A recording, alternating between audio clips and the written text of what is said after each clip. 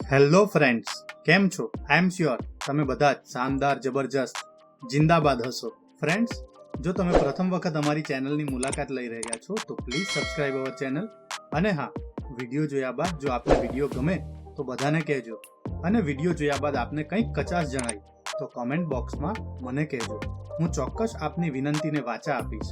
Friends, આજના ટોપિકની ચર્ચા કર્યા બાદ જો આપના મનમાં કંઈ પણ પ્રશ્ન હોય, કંઈ પણ મૂંઝવણ હોય તો કોમેન્ટ બોક્સમાં મને જણાવજો.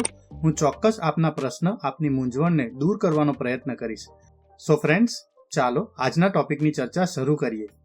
નમસ્કાર મિત્રો, આજના વિડીયોમાં આપણે જોઈશું સ્કૂલ ઇનોવેશન કાઉન્સિલ અંતર્ગત ઇનોવેશન કન્ટેસ્ટમાં આપણે કઈ રીતે આપણા ઇનોવેશનને ખૂબ જ સક્સેસફુલી અને સરળતાથી અપલોડ કરી શકીએ. ફ્રેન્ડ્સ, આપણા ઇનોવેશનને ઇનોવેશન કન્ટેસ્ટમાં અપલોડ કરવા માટે સૌથી પહેલા આપણે સ્કૂલ ઇનોવેશન કાઉન્સિલ ગૂગલમાં ટાઈપ કરીશું. અહીં સ્કૂલ ઇનોવેશન કાઉન્સિલ ટાઈપ કર્યા બાદ SICMICGOV.in આ વેબસાઇટ પર આપણે ક્લિક કરીશું. અહીં આપણે આપણી શાળાનું પહેલેથી રજીસ્ટ્રેશન કરી દીધું હશે તો અહીં આપણે લોગિન બટન પર ક્લિક કરીશું. જો આપે હજુ સુધી આ સ્કૂલ ઇનોવેશન કાઉન્સિલમાં આપની સ્કૂલનું રજીસ્ટ્રેશન ન કર્યું હોય તો તેના માટે એક અલગ વિડીયો મેં પહેલેથી બનાવ્યો છે, જેની લિંક હું ડિસ્ક્રિપ્શનમાં અપલોડ કરી દઈશ. આપ એ લિંક પર ક્લિક કરી સ્કૂલ ઇનોવેશન કાઉન્સિલમાં કઈ રીતે આપની શાળાનું રજીસ્ટ્રેશન કરવું અને સર્ટિફિકેટ મેળવવું એ ખૂબ જ સરળતાથી જાણી શકશો.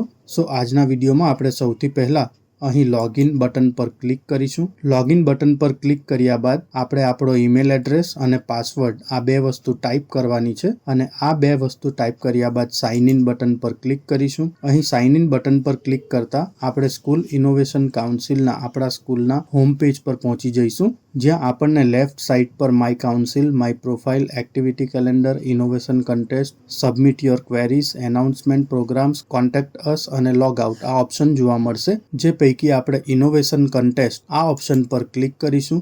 અહીં આ ઓપ્શન પર ક્લિક કરતા આપણને ઇનોવેશન ડેશબોર્ડ જોવા મળશે, જેમાં idea creation, proof of concept અને બિઝનેસ મોડલ ડેવલપમેન્ટ આ ત્રણ વસ્તુ જોવા મળશે.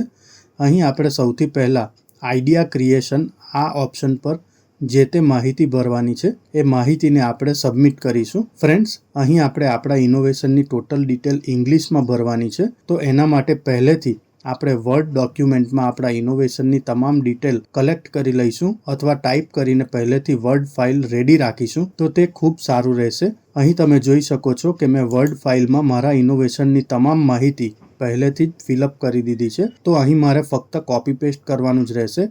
જો આપને આ ફોર્મેટ માટેની વર્ડ અથવા PDF ફાઇલ જોઈતી હોય તો હું મારા વિડીયોના ડિસ્ક્રિપ્શનમાં આ ઇનોવેશન આઈડિયા સબમિશનનું જે ફોર્મ છે એની PDF અને વર્ડ આ બંને કોપી માટેની હું લિંક ડિસ્ક્રિપ્શનમાં અપલોડ કરી દઈશ. આપ આ લિંક પર ક્લિક કરીને ખૂબ જ સરળતાથી વર્ડ અથવા PDF ફાઇલ ડાઉનલોડ કરી લેશો, અને તેમાં આપના ઇનોવેશન માટેની જે તે માહિતી છે એ પહેલેથી ઇંગ્લિશ ભાષામાં ટાઈપ કરીને રેડી રાખશો તો આપના માટે આ વસ્તુ ખૂબ ઇઝી થઈ જશે. અહીં તમે જોઈ શકો છો કે આઈડિયા ટાઇટલ, થીમ, ડિસ્ક્રિપ્શન આ બધી જ વસ્તુ મેં પહેલેથી ટાઈપ કરી રાખી છે. તો ફ્રેન્ડ્સ, અહીં આપણે સૌથી પહેલા આઈડિયા ટાઇટલ એટલે કે આપણા ઇનોવેશનનું નામ ટાઈપ કરવાનું છે. ત્યારબાદ સિલેક્ટ થીમ. અહીં આપણે કઈ થીમ પર આપણું ઇનોવેશન અપલોડ કરવા જઈ રહ્યા છે એ થીમ અહીં આપણે સિલેક્ટ કરવાની છે. અહીં મારું ઇનોવેશન એજ્યુકેશન થીમ પર છે, તો હું અહીં એજ્યુકેશન આ થીમ સિલેક્ટ કરીશ. ત્યારબાદ આપણું જે ઇનોવેશન હોય તેનું ટૂંકું ડિસ્ક્રિપ્શન આપણે અહીં ટાઈપ કરવાનું છે. અહીં તમે જોઈ શકો છો કે મેં પહેલેથી જ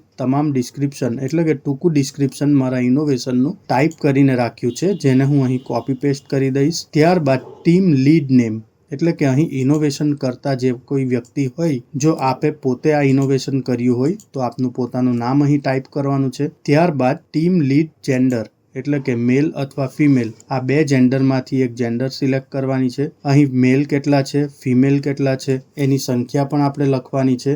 અને ટીમની સાઇઝ જો આપણે એકલા જ કર્યું હોય તો મેલ અથવા ફિમેલ કાઉન્ટમાં એક નંબર ટાઈપ કરીશું, અને ટીમ સાઇઝ ઓટોમેટિક અહીં એક આવી જ જશે. ત્યારબાદ મેન્ટર વન નેમ એટલે કે આપના કોઈક માર્ગદર્શક હોય તો આપ એ માર્ગદર્શકનું નામ પણ અહીં બતાવી શકો છો. જો માર્ગદર્શક ન હોય તો આપ અહીં આ વસ્તુ ન ટાઈપ કરો તો પણ ચાલી જશે.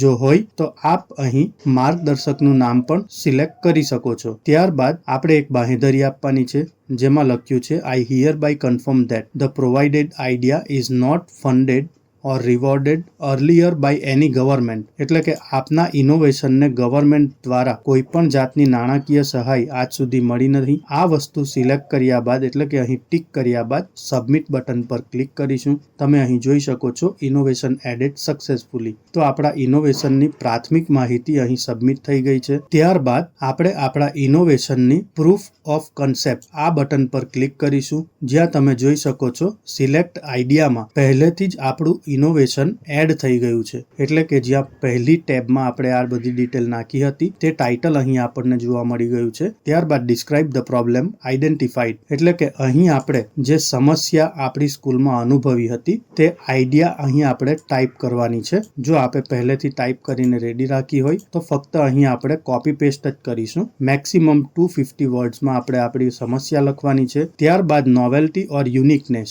એટલે કે આપણા ઇનોવેશનની માહિતી, અમલવારી આપણે કઈ રીતે કરી છે, આપણે ઇનોવેશન સ્કૂલમાં કઈ રીતે એપ્લાય કર્યું છે, એ તમામ માહિતી આપણે અહીં લખી શકીએ છીએ. તો અહીં આપણા ઇનોવેશનની વિગત અહીં લખવાની છે. ત્યારબાદ ડિસ્ક્રાઇબ ધ સોલ્યુશન, એટલે કે પરિણામ આપણને શું મળ્યું આ ઇનોવેશનનું, આ પરિણામ આપણે અહીં ટાઈપ કરી શકીએ છીએ. સરળ ભાષામાં કહીએ તો પહેલા અને પછીની સ્થિતિ અહીં આપણે ખૂબ સરળતાથી બતાવી શકીએ છીએ. ત્યારબાદ ટાર્ગેટ બેનિફિશિયરીઝ, એટલે કે અહીં who will benefit from this solution, એટલે કે આપના ઇનોવેશનનો લાભ કોને કોને મળ્યો છે આ લાભાર્થી વિશે અહીં આપણે માહિતી લખવાની છે. તો અહીં પહેલેથી મેં એડ કર્યું છે કે પ્રાથમિક શાળા કાછલના આટલા બાળકો છે. ત્યારબાદ અલગ અલગ તાલુકા અને જિલ્લાની જે સ્કૂલો આ ઇનોવેશનનો લાભ લઈ રહી છે આ તમામ માહિતી મેં પહેલેથી જ અહીં એડ કરી રાખી છે. તો અહીં ટાર્ગેટ બેનિફિશિયરીઝમાં હું એ તમામ લાભાર્થીઓ વિશેની માહિતી એડ કરીશ. ત્યારબાદ નેચર ઓફ સોલ્યુશન, અહીં નેચર ઓફ સોલ્યુશનમાં આપણે સોફ્ટવેર,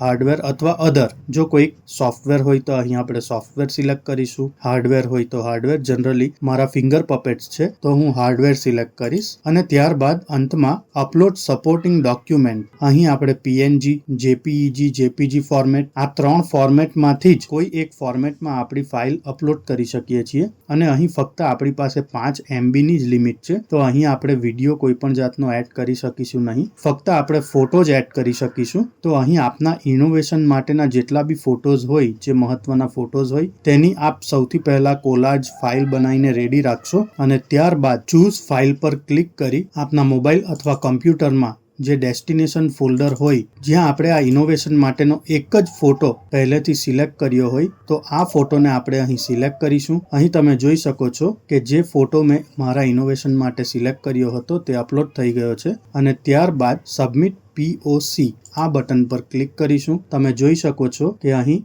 ઇનોવેશન માટેનું જે કંઈ પ્રૂફ હતું એ પ્રૂફ પણ મારું અપલોડ થઈ ગયું છે. ફ્રેન્ડ્સ, હવે જો આપણે આપણા ઇનોવેશનનું બિઝનેસ મોડલ ડેવલપમેન્ટ કર્યું હોય તો આપણે આ ત્રીજી ટેબ પર ક્લિક કરીને જે કોઈ માહિતી છે, એટલે કે અહીં પણ આપણું ઇનોવેશન ઓલરેડી આવી જશે. ત્યારબાદ જે બિઝનેસ માટેની અલગ અલગ ડિટેલ્સ અહીં પૂછવામાં આવી છે આ ડિટેલ્સ આપણે ફિલઅપ કરવાની છે. અને અંતે સબમિટ BMD એટલે કે બિઝનેસ મોડલ ડેવલપમેન્ટ આ ઓપ્શન પર ક્લિક કરીને આપણું ઇનોવેશન જો બિઝનેસ ડેવલપમેન્ટ સાથે એપ્લાય થયેલું હશે તો અહીં સબમિટ થઈ જશે. અને જો આપણે આપણા ઇનોવેશનને બિઝનેસ મોડલ ડેવલપમેન્ટ સાથે એટેચ ન કર્યું હોય, એટલે કે આપણા ઇનોવેશન સાથે આપણે કોઈ બિઝનેસ એપ્લાય ન કર્યો હોય તો ફક્ત સેકન્ડ ઓપ્શન એટલે કે પ્રૂફ ઓફ કન્સેપ્ટ પ્રોટોટાઇપિંગ આ ઓપ્શન પર આપણું ઇનોવેશન સક્સેસફુલી સબમિટ થઈ જશે. અને આ રીતે આપણે ઇનોવેશન કન્ટેસ્ટમાં ખૂબ જ સરળતાથી આપણું ઇનોવેશન અપલોડ કરી શકીશું.